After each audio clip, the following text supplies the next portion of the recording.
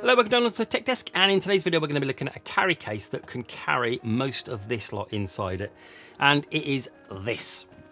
So this is the Vori, I guess I'm saying that right, Vori carrying case. It's from Amazon. I'll leave links down below where you can get hold of this, and the reason I got this was it's pretty cheap, and we haven't looked at one that works with the OLED yet. I've got one that works with a Switch and it doesn't quite fit the OLED in it, so I'm going to get this one to show on the channel, and we're going to go through and put all of the stuff in it. So first of all, we're just going to go over it. So it says Vori on the front there, it's black, it's got this material, you know, the kind of material, like the weatherproof material where you get a bit of water on it and it just slides off.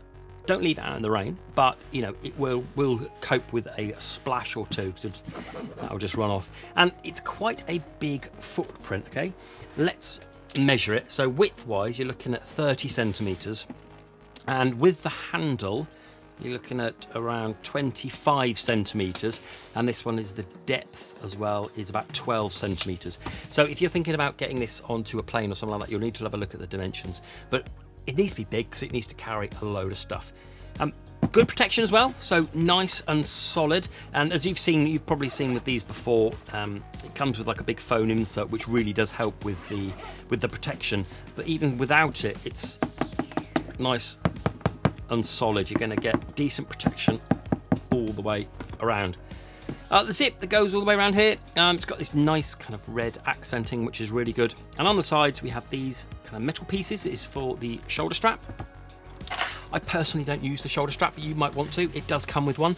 The shoulder strap is fully adjustable, as you'd expect, but it doesn't have a foam kind of shoulder bit. It is just a pure strap from one side, but you can use that if you want to. I don't particularly use that. I use this here with this really good quality handle here, so rubber bit on there. It's taken a lot of abuse from me over the past few weeks, and it's been fine, no problems whatsoever. So the zips have got their branding on, which is nice, bit of rubber bits there. So let's open it up, and there we go. As you see this before, you will have seen these before if you're looking up Switch cases on the internet, and we'll talk about this in a second, but we'll just go up to the top here. So this is the flap, so there's a flap here, and it's about, I'd say, probably 2 centimeters worth of deep here, so you can get paperwork, pens, pencils, cables and stuff in here. Plenty of stuff in there, and then zip it up, and again, nice red accent along there. And as you can see, when you put stuff in there, you can almost see what's inside it. This flap here, 21 games, and if you've noticed as well, I don't know if you have, if I go and grab my game, here, I don't carry many physical games, as you can tell, because this is a Labo one. That's how far long ago I've been playing games. You'll be very pleased with this. There's a lot of people notice this on other cases as well. When you put the game in, you can actually see through it. Okay, so something really nice little touch there, that you can see through the case, so you'll be able to see what the games are without having to pop them out and remember where they are, especially with 21 of them, so you can still see the game inside. Nice touch. And then folding it over, and you've got this, which is kind of which lays on all of your stuff in here. And this is this kind of nice, felty, kind of soft, spongy material. That's nice. And inside, I'd say it's probably a nice, big, thick bit of card to add separation between this and this one, this area down here. And then as we move down here, this is the big foam bit. This adds loads more protection for everything that's in here. And this does actually removed, if you want to. So if you wanted to put anything else in there, if you wanted to use this for anything else, you can do. It will offer a decent amount of protection without that foam. So like I'm saying, it's about 9 centimeters deep in there, so you can fit loads of stuff in there if you didn't want to carry Switch stuff, you want to carry other stuff away with you. But what we're going to do today is we're going to pop that back in, and we're going to see what we can put in here. First up and most obvious, I'm going to try the OLED, okay? So the OLED obviously goes into this one down here, and these cutouts here mean that the thumbsticks are protected as well. So if I just slide this in, as you can see, there we go, there's a gap there and a gap there for the thumbsticks. This one here doesn't actually reach down to underneath it, so it doesn't really matter. But you've got one there, and that goes down deep into there, and that is protected. The thumbstick, that's not going to get pressed. Even if I squeeze it, I have to squeeze this really hard for it to press the thumbstick, so you've got no problems with there. And if you wanted to, you can pop it in upside down. Again, that one is going to get pressed, and that one is going to go underneath as well. So let's pop the OLED in.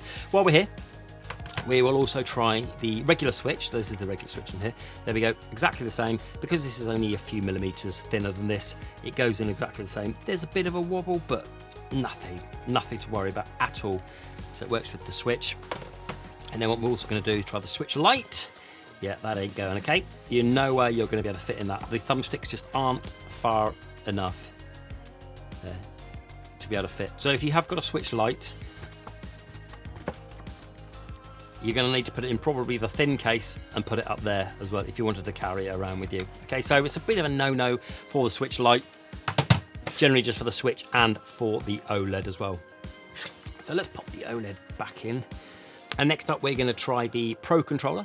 So the Pro Controller is going to fit in, and the way that it goes in, it's obviously going to go in this way, and the way it goes in is like that. Okay, so the thumbstick's facing out, poke that down, like that. Okay, fits in there again nicely. There's no way, even if I... No way I'm going to squeeze, even get the thumbsticks to press on that. So there's no way that this is going to get activated whilst in this case. And these as well, so these are my Nixie Joycons. These are what I use kind of 90% of the time when I'm using this handheld. They can easily pop in there. This is generally for the Joycons on the Joycon rail. That can go in there, but I've been using them, putting them in there. That's not too bad. You can't use it with the centre bit because there's normally a centre bit in there. You can't do that, there's not enough room, so I just pop them in there and they're fine. This big bit here is for the dock, which is over here. And the OLED dock fits in fine. I do have a regular Switch dock. Yeah, either one, either or, fit in there. Okay. Next up here, I've looked on this. This is the same cutout for the UK and the US plug. It fits the UK plug okay, and I assume it fits the US plug okay because it's a bit smaller than this one, the UK one.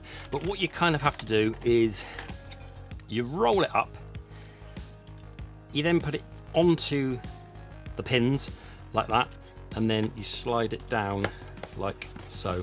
Okay, that's kind of like the best way I found to put it in. Okay, so there we go, we've got it in there like that. I haven't got a US plug, so I can't tell, so I assume it's very similar way of doing it, but that's in there, nice and secure, brilliant. And then this is for your Pokeball. Now, I did have a Pokeball, I don't know where it is, I'm not sure how many people have Pokeballs, but I generally tend to be putting other stuff in there, something else, pens, whatever you need to put in there, unless you've got a Pokeball, and it will fit in there nicely, but I don't have mine, so I put in there.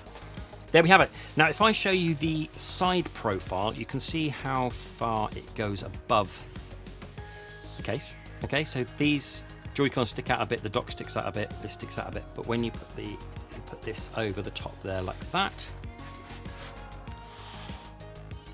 so the flap stays on top of all of these, okay, and then over the top, and then zip it up.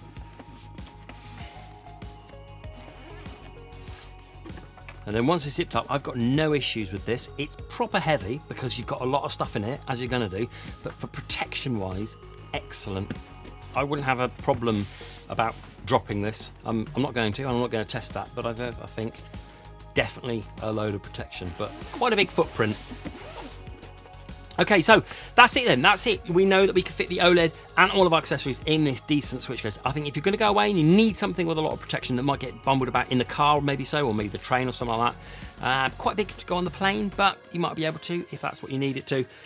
Definitely loads of protection for the Switch OLED and all of its bits. If you're looking for a case that just has a little bit less of a footprint and a bit less of a protection, then go and have a look at my other videos as well. I've done loads of cases so far, certainly travel cases for when people go on holiday with their Switches. If there's anything else you want me to try, do let me know down in the comments below and I will see if I can put it in here and test it out for you. I've pretty much tested most of my Switch gear for you. I hope you found that useful, and until the next video, bye bye.